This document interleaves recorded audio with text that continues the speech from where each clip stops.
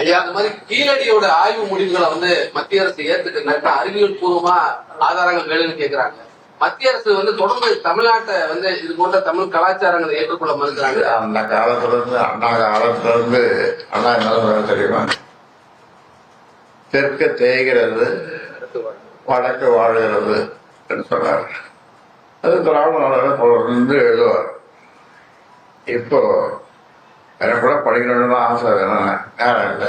அந்த பழைய திராவிட நாடகம் பத்திரிகைலாம் பாலத்தோட ரொம்ப நல்லா எழுதுவார்.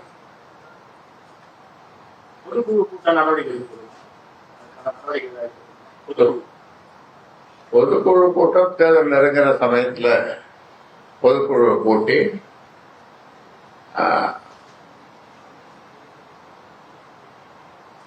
என்ன முடிவு எடுக்கலாம் என்று பொதுக்குழு, செயற்குழு, மாநில பொறுப்பாளர் எல்லாருடைய கருத்துக்களை கேட்டு அதன் அடிப்படையில் அதற்கு முன்னால பொதுக்குழுவுக்கு முன்னால நிர்வாகக்குழு, செயற்குழு, மாநில செயற்குழு, இது ரெண்டையும் கூட்டி அவருடைய கருத்துக்களை கேட்டு கடைசியில பொதுக்குழு. பதவி முடிஞ்சிருச்சு. 3 ஆண்டுகள் தான் தலைவர் பதவி முடிஞ்சிருச்சு. இப்ப தலைவரை தேர்ந்தெடுக்கிறதுக்காக பொதுக்குழு கூடுமா, இல்ல தேர்தல் சமயத்தில் தான் பொதுக்குழுமா? இடைப்பட்ட நேரத்துல நான் தான் தலைவர் ஆயிட்டேன், கட்சியின் தலைவர் ஆயிட்டேன். ஆனா தேர்தல் சம்பந்தமான உத்திகள் அல்ல, அணி எந்த அணியில சேர்ந்தது, யாரோட கூட்டு, இதெல்லாம் முடிவு செய்ய வேண்டியது பொதுக்குழு. அது தேவைப்படும் நேரத்தில் இந்த பொதுக்குழு கூட்டி அந்த பொதுக்குழுடைய உறுப்பினர்கள் அவருடைய கருத்துக்களை கேட்டு அது முடிவெடுக்கும். ஐயா, கௌரவ தலைவர் ஜி.கே. மணி அவர்களுடைய மகன், அதே போல் நம்ம முருகன், இவங்க 2 பேர்த்தையும் இளைஞரணி தலைவரா அன்புமணி ஏற்கல, அவங்க ஏத்துக்கல மாட்டாரு. எதற்கு, என்ன காரணம்? யாமறியேன் பராபரமே, யாமறியேன் பராபரம், யாமறியேன் பராபரமே. ஓ, இளைஞரணி தலைவர் போட்டுதானே ஆகணும். ஒருதான் ஆகணும். அது எப்ப போட போறோம்? போட்டது பிரச்சனைக்கு ஒரு முடிவு வர வாய்ப்பு இருக்குல்ல?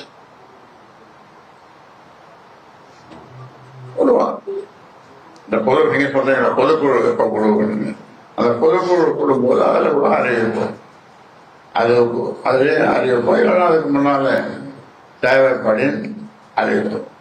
ஐயா, அன்புமணி யாராவது பின்னின்று இயக்குவதா நினைக்கிறீங்களா? ஐயா, அன்புமணியை யாராவது பின்னின்று இயக்குவதா நினைக்கிறீங்களா?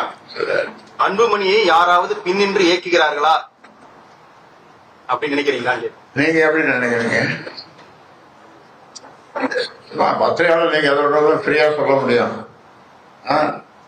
எதை வேணாலும் கேட்கலாம், எதை வேணாலும் சொல்ல முடியும், எதை வேணாலும் எதையும் கிரிட்டிசைஸ் பண்ணலாம். ஆனா அரசியல்வாதி நாங்க அப்படி பண்ண முடியாது. ஏன்னா ஒரு இது சொல்லிட்டு வச்சுக்க, அவ்வளவுதான் மாட்டேன். ஒரு 50-100 கேள்வி நீங்க கேட்பீங்க. நீங்க என்ன நினைக்கிறீங்க? நீங்க என்ன நினைக்கிறீங்க?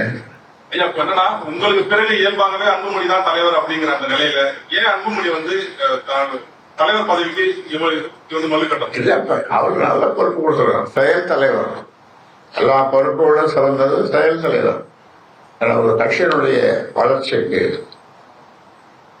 செயல் தலைவர் மிக மிக முக்கியம். அதனால அந்த பொறுப்பை கொடுத்துடுறோம். அவர் அதை ஏற்க மாட்டேன்னு சொல்றாரு. அந்த பொறுப்பை ஏற்றுனா பிரச்சனையை தீர்ந்து போச்சு. தலைவர் பொறுப்பு வேணுங்கிறாரு. தலைவர் பொறுப்பு தான் இவ்வளவு நாள் வச்சிருந்தாருல்ல, 3 வருஷத்துக்கு மேல வச்சிருந்தாரு. இப்போ எனக்கு இந்த வயசுல கொஞ்ச நாள் நீ தலைவர் பொறுப்பை இறைன்னு எனது மனசு சொல்ல, அப்புறம் இந்த மனசை கேட்டேன்.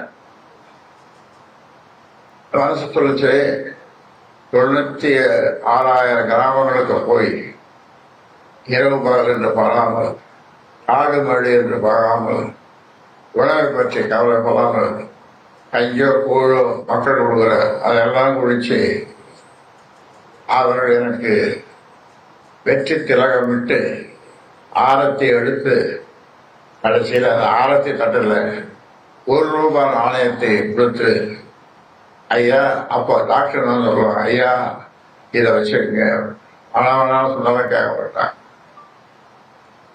ஒவ்வொரு தேர்தலில் ₹1 கொடுங்க, ஒரு ஓட்டு கொடுங்க, ரூபாய் 1 கொடுங்க, ஒரு நோட்டும் 1 கொடுங்க, ஒரு ஓட்டும் 1 கொடுங்க அப்படின்னு சொல்லி ஒரு ஓட்டம் வச்சோம்.